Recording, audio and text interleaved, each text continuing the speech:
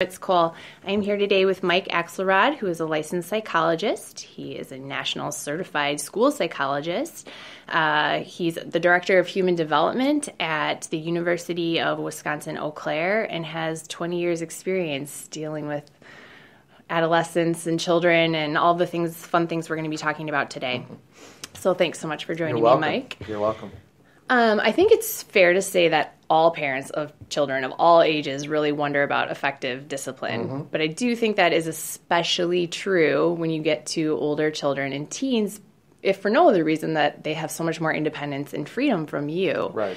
So thinking through that specific age group, based on your expertise, what do you recommend for discipline strategies? Sure. I think there's a few things to think about. The first is making sure that we acknowledge the behaviors that we want to see more of from kids, or I guess more broadly, just the good stuff kids do. I think most people don't think about that in the context of discipline. When they think about discipline, they think about punishment. But I think in any discussion of discipline, we have to remember that we have to acknowledge kids for doing well. And that could be like extraordinary types of things. So, your son, you come home and your son has cleaned his room on his own, right? That could be a miraculous thing. Yes. And so certainly we want to acknowledge that. But it could also be this sort of not so remarkable things like, you come home maybe and your daughter started homework without you having to prompt her. And so I think that's really important to consider in the context of discipline. The other part to discipline is making sure, of course, that there's a consequence when your son or daughter engages in behavior that is unacceptable or inappropriate. And when we think about consequences, we're going to think about discipline there. And discipline has two components. If your discipline is going to be successful, it has to include both of these components. The first is, of course, there has to be a mildly unpleasant experience for the kid. That's what encourages them not to do it again. Sure. So that's the first part. And the second part is, and this is where I think most people sort of forget, and that is there has to be some sort of learning component. So, for example, when we recommend discipline strategies to families, we always require kids to, at the end of the unpleasant experience or event, that the kid have to go back and make some sort of retribution. So if, for example, they were physically aggressive with a sibling, so once we've gotten through the discipline, the last step would be perhaps to apologize to that sibling. So that's the general sort of theme in terms of discipline, having the consequence side, but also making sure we have learning and acknowledgments as well. Okay. So you see all the time, right, or hear all the time people talking about grounding their older children as the consequence. Right, and it looks something like, Susie, you're grounded for the month. Yeah, and then 2 days later, Susie is out with her friends again. Right. So what kind of problems do you see with sort of this grounding gone wrong? Sure. Yeah, that's one of the problems is that parents have a hard time following through on grounding.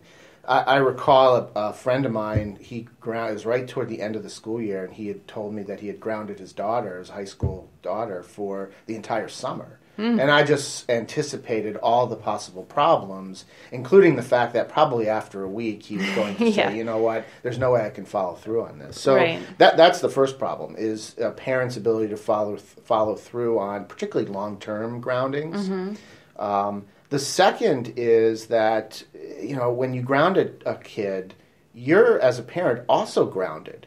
Because you've got to stay home and monitor and make sure that they are following the rules of your grounding. And so if you ground your kid for a month, well, you're probably going to be grounded for a month. And then I think the other part to it is, for the kid, if you ground them for a month or even a week or even a weekend, what's the motivation for them to be civil to you and the family during that period of time? Like, there's no way that they are going to have any sense of freedom, particularly for a teenager, during that week or month or summer. And so right away, they're not really motivated to be civil to anybody. So you might actually see a deterioration in behavior when you ground for long periods of time. Okay. And then I think the third thing is, I would wonder if you just ground a kid for a month, where does the learning occur? So yes, sure, we've got the unpleasant or mildly unpleasant experience, but we don't have any learning that's occurring. And so that would be my question there. And so when parents say, well, I ground and it's not effective, I think that it's probably not effective because there's no learning or retribution that's required of the kid when the grounding is over. When it's over, yeah. Certainly times when there is behavior that requires a pretty significant punishment. Mm-hmm. Can you take us through the scenarios where you would see that still viable? Right. So, I mean, what we have to think about is the degree to which the behavior is a problem. So there are many behaviors, particularly behaviors of teenagers, that require a greater action on the part of a parent. So, for example, breaking a curfew. I mean, that's a big deal. Yeah. We don't want to sort of poo-poo that, right? Yeah. Breaking curfew, not doing well in school. Right, so maybe refusing to do homework, those kinds of things. Okay. Skipping school, I mean, that's not that uncommon for teenagers to do, and if we see a repeated pattern, that becomes something that we really need to address in a more significant way. Okay. So those kinds of behaviors, I oftentimes describe those as felony behaviors, things that, again, from a parent's perspective, that we probably need to act in a more significant way, where a traditional grounding model may be helpful and effective. Okay. So then what would that look like? Sure. So one of the things that I preach when I'm working with parents is having discipline systems that are flexible and that provide lots of options. So first and foremost, as I've said, the longer you ground a kid, the less likely it is you're going to follow through. So let's try to from the start be proactive in being effective. So I rarely recommend grounding kids for more than 3 or 4 days. Okay. So that's the first thing. So keeping that time frame in mind. Where can we be flexible? Well, as you described earlier, we can say, well, a kid is grounded for 3 or 4 days to the house. Okay, that's like very common, but that's just one type of grounding here. Sure. I mean, we can say, well, you're grounded to your room. Okay, maybe that's more significant. Although with teenagers today, where they have everything in their room, we might say you're grounded from outside of your room. So you can go anywhere in the house but your room, right? Right. We could say it's a very significant issue. We could say you're grounded for the rest of the day. But the grounding is you got to sit at the kitchen table. Okay? I love that idea. Right. So I love it. It gives you flexibility. You can ground a kid to the property. So they're allowed outside. They can get fresh air. They can go out and play. But they can't leave the property. Right. You can ground kids from things. So you're grounded from using the car. So you're able to go out this weekend, but you can't use the car. So allowing flexibility in terms of that is how we describe what the grounding may look like. But also, the time can be flexible. So I said I don't like to ground more than 3 or 4 days. We can ground a kid for 2 hours. We can ground a kid for 1 day. We can ground a kid for the weekend. We can ground the kid for the evening. I mean, the point is trying to encourage flexibility in how parents use grounding, and then really think about matching the type of grounding you use with the behavior that you don't want to see anymore. Again, if it's something bigger, right, like breaking curfew, sneaking out in the middle of the night, those kinds of things, that's where we may say, you know what, you're grounded to the kitchen table for the weekend. Yeah. Okay. Would you say in general that you sort of use safety as a criteria for sort of the level of offense? I mean, a lot of the things you've mentioned to me, like those are dangerous activities that could lead to harmful situations physically, mentally, emotionally. Absolutely. Are those behaviors typically you would use this? Absolutely. Okay. Usually safety sorts of things, and then The way I see it is a teenager, their job is to do well in school. Sure. Not straight A's. That's not what we're asking from every kid. But they've got to be, given their level, successful in school. Yeah. And that means doing homework and studying for tests and going to school, those kinds of things. Putting in the effort. So I put that also in sort of this bigger category of behaviors that require a little bit more as far as discipline. Yeah, which makes total sense, right? Mm-hmm. Okay, so then when you think about the retribution or earning out of this, give me some examples of what that might look like. Right. So one of the things that I also think about is what we want to teach kids, right? So I think making sure that kids understand that when they make a mistake, that's okay, but they've got to clean it up. Sure. And that's a really important life lesson. Yeah, and so as adults, that's still important. Absolutely, right? And so that's, again, when I'm thinking discipline, in my mind, how can we teach lessons? And so there's a very important life lesson. So, for example, if for example, we have a kid who maybe is doing poorly in school, right? So we have the grounding, and then within the grounding, it's making up work. Sure. Okay, and that might require the parent to consult with the school a little bit on what's required and what things need to be made up. But even if they don't, they can always go on the internet, find algebra problems, put the worksheets in front of the kid, and have them do it during that grounding. So that's like one way to think about how you can use grounding. As far as retribution, like I said earlier, you can require kids to work off. If they have to pay for something, work it off. Mm-hmm. Right? So if a kid breaks a window, engages in sort of vandalism type behavior, we might have them, do some things around the house in order to help pay for it, or volunteer as part of that grounding time.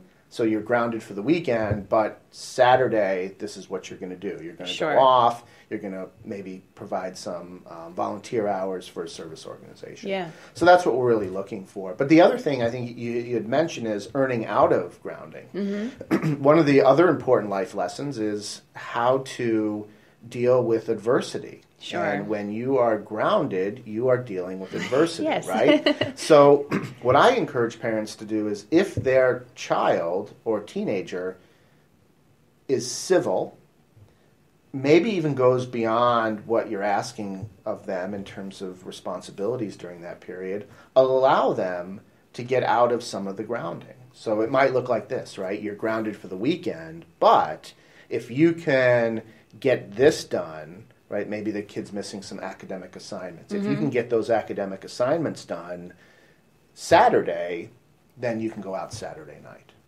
Yeah.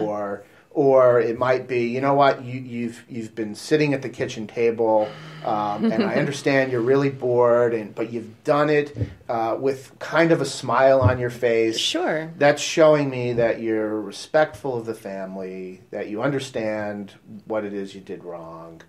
You know what, the grounding's done. You can go off. Or maybe not go off, but now you're grounded, but you're not just grounded to the kitchen table. Sure. You can go anywhere now you're in the house. Yeah, right. Yeah. Or you can access your phone right now. Yeah. So again, being flexible. And now, again, though, you give that kid that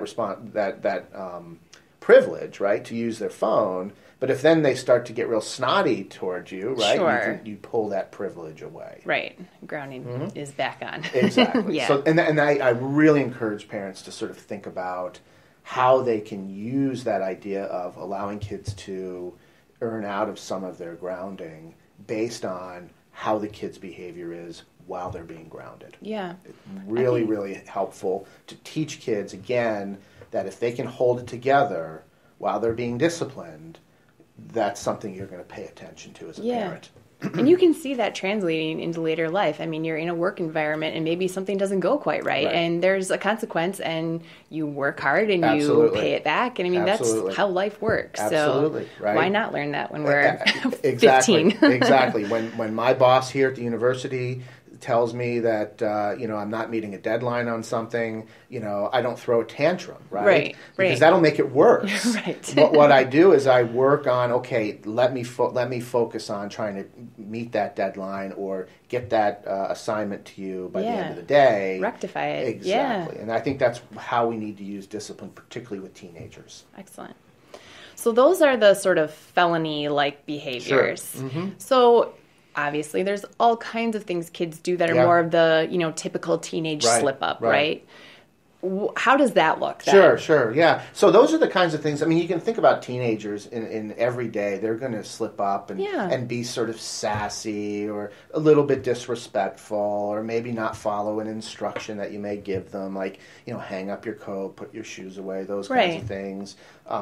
The problem with the traditional grounding around those kinds of behaviors is that there are many of those kinds of things across the day. Sure. And so, I recall as a kid, my dad would ground us for those kinds of things. So, like, no video games for that, and no this for this, and you can't do that now. But after like 2 or 3 things, he'd forget what the first thing was, and so you can sort of play roulette there and gamble that he's going to forget. And so it's really hard for parents to keep track of that unless they're maybe an accountant. By trade, right? So what we have to do is we have to find something that's going to be effective for these misdemeanor type behaviors that's quick. Okay? Sure. And so what we typically do is recommend something called modified grounding or task-based grounding. Okay. And it involves the use of a job jar. So what we do is we have parents come up with anywhere from 8 to 12 household chores or tasks that take about 5 minutes. Okay. Things that go above and beyond what's required every day of chores. Sure, not the hang your coat up. Exactly. Yeah. Or empty dishwasher. Sure. That's an everyday chore that kids should have to do. We're talking about the kinds of things that don't get done maybe more than once a week. Okay. So, for example, maybe cleaning bathroom up. Okay. Right. Another example would be cleaning out the refrigerator. Right. Ooh. Leftovers. Sure. Right. Those kinds of things. Or straightening out pantry. Sure. Like in my house, the pantry doesn't get straightened out except for Sunday morning after I go grocery shopping. Sure. Right. Yeah. So, but in between, it just becomes a big mess. Right? Yeah. Cleaning high traffic areas in the house, like vacuuming or sweeping or those kinds of things. Okay. In my house, like many homes, the outside of the refrigerator always gets sticky and there's like smudges everywhere. So, taking the time to clean that off. Okay. Sweeping a deck, sweeping a porch, those kinds of things. Yeah. So, again, things that are above and beyond everyday responsibilities that take about 5 to 10 minutes. Okay. And so what I do is I have parents come up with about 8 to 12 of these and put the steps of them on an index card. Okay. And so it's specific. We know what happens when the deck gets swept. Exactly. And so, for example, we do one where it's cleaning the bathroom. And so even how many squirts of the Windex on the mirror, and for some kids you're going to even have to say throw away paper towels. Sure. And so again, very specific guidelines. If you find that the number of steps are too much for one index card, then the job is probably too large. Sure. So you can break it into maybe 2 things. Okay. So like, I had a family where the bathroom was a big deal, cleaning those bathrooms. Yeah. Like many families. And so, they broke that job into 3 smaller jobs. Mm-hmm. Cleaning the toilet, cleaning the sink, and then cleaning the mirror. Sure. So we've got the jobs, right? Okay. And so we can also work with kids, particularly older kids like teenagers, on what the jobs are. Okay. So maybe collaborating with your teenager on those jobs. And so that's on an index card on one side. On the other side, we put a number. 1, 2, 3, 4, 5, 6, 7, 8, 9, 10. Okay. And then we get a jar, a mason jar, a coffee can, and we put slips of paper with those numbers that correspond to the jobs on the index cards. Gotcha. And we throw those in. And because we're talking about misdemeanors here, and I believe that sometimes kids should get lucky when it comes to these kinds of things, And particularly if they're agreeable to this. Yes. What I do is I put a couple of zeros on the slips of paper in the jar, so that if they pick those, and that's what's going to happen, they're going to go and pick the jobs. If they get a 0, they get a freebie. So here's how it may look in a home, right? So your teenager comes in, you ask them, they throw their backpack and their coat and their shoes like right in the middle of the family room. And so you say, you need to go pick up your coat, hang it up, put your shoes away, and bring your backpack over to the kitchen table. And you get lots of different responses that aren't the responses you want. So, for example, you get, I'll do it in a minute, hold on, I'm having a snack, I just got home, can you give me a break? Or my favorite, which is silence, right? Like which is a response. Right. So they didn't hear you, right? But they did. So what I do there is, what we do is we say, okay, like we don't give warnings, and I think warnings teach kids that they don't have to follow our instructions the first time. Okay. So right there we say, I asked you to do something, you didn't follow my instruction, you need to go pick a job. So under the most ideal conditions, the teenager would say, okay, walk over, pull the job, it's a number 6, they get the card. Number 6 is, let's say, clean up the recycling area in the house. And so they go over, they clean it up, maybe they have to throw the recycling out into the bigger recycling bin out in the garage, come back, clean it up, that sort of thing. And then they check in with the parent that gave them the job. The parent checks to make sure it's done appropriately, not perfectly, but appropriately, and then says, thank you very much. You did a great job getting that done. Now I need you to go pick up your coat. The original. Do all the stuff that we asked you to do originally. And once the kid does it, that's it, and they go on with their day. Something that can go on, it's a 5-minute at the most disciplinary interaction. Kid's required to complete the task and then complete the original instruction in that case. Okay. Now let's just say that the kid leaves the stuff behind. Picks the job, doesn't do the job. Yeah, right. So that actually happens, you can imagine, right? So we have a scenario where, for example, kid leaves all that stuff in the middle of the floor, parent says you need to pick up your coat, hang it up, bring your backpack over here, put your shoes in the mudroom, and the kid doesn't do it, and you say, okay, you didn't follow my instruction, you got to go pick a job. Kid says no. These jobs are stupid. The heck with your jobs. Whoever told you to do this job jar is a terrible person. Now I'm brought into the situation, right? So right there, this is again teaching, right? We want to have teaching. Now you're arguing with me. You need to pick a second job. Now, kids can escalate it up, as we all know. I don't recommend getting beyond 3 jobs. And I don't recommend that for a few reasons. One is it's just hard to keep track of. I mean, if they end up having to do all 12 jobs, that's just too much. And then you have to check on those 12 jobs. Exactly. Right. Now you got to find more paper towels. So what we recommend at that point is if they get to 3 jobs, then they're grounded. So more back to like the traditional grounding but so this system. grounding though is a little bit different, because they've escalated it. This grounding is, and usually when parents say, "Well, how are we going to ground them?" I say, "Well, I'm going to tell you what they can do, not what they can't do, because what they can't do is a very, very long list. What they can do when they're grounded is they can go to school, they can do homework, they can sleep." They can eat, and they can do those 3 jobs. That's it. It's 5 things. That's all. And so they get out of that grounding, that condition, if you will, when they do those 3 jobs. So the jobs are still there. They're still part of the... Absolutely. And so that's one of the reasons why we don't do the dishwasher, because if a kid refuses, it could be a day or 2 before the dishes get empty, right? So here's the scenario, and what we're, again, teaching kids is that it's now in their control to decide whether they want to get out of this grounding condition. Now, parents will say to me when I recommend that, well, this could go on for months.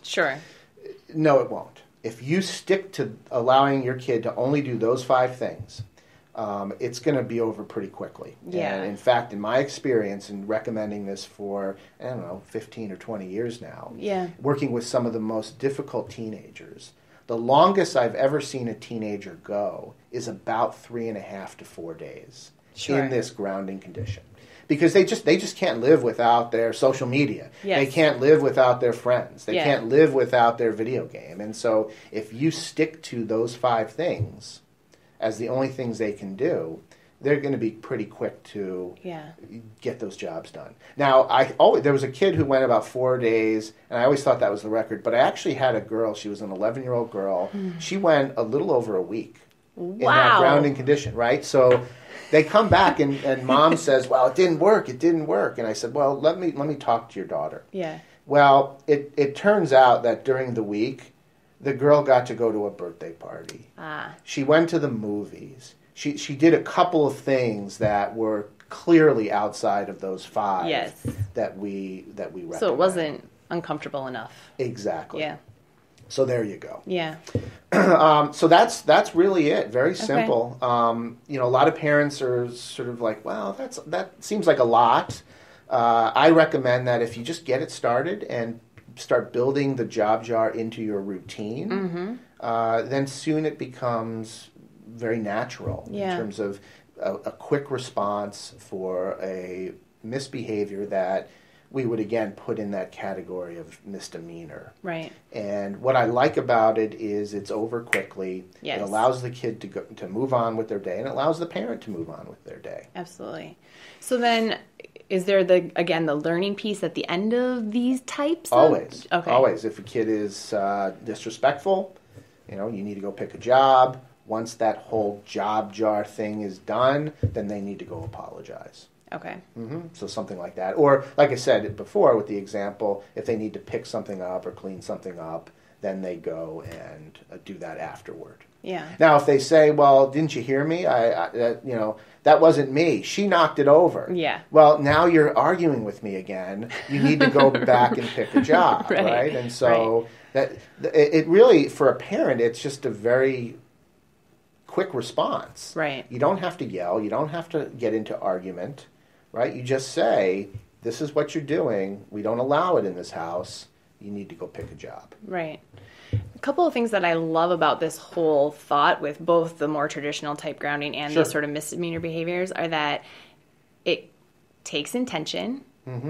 A little planning goes a long way. Right, the whole family knows you're on the same page, the system's in place, and if you just stick to a few basics that you've outlined, there's no wiggle room around it. You don't have to fuss, you don't have to yell, you don't have to get in an argument. It's just is what it is. Right. You have an intention behind it. The kid understands that there's a learning component to it, and then it's just done. Yeah. Keep moving on. I think it just sets the whole family up for more peace, more respect, a lot of really great qualities that every family wants. Right. Yeah. What happens in families, particularly families where you have a teenager who's starting to engage in more significant behavior problems, it's the discipline becomes dominant in the relationship, and that's not what we want. Right. The discipline should be just a small part of the relationship. Right. And so we try to sort of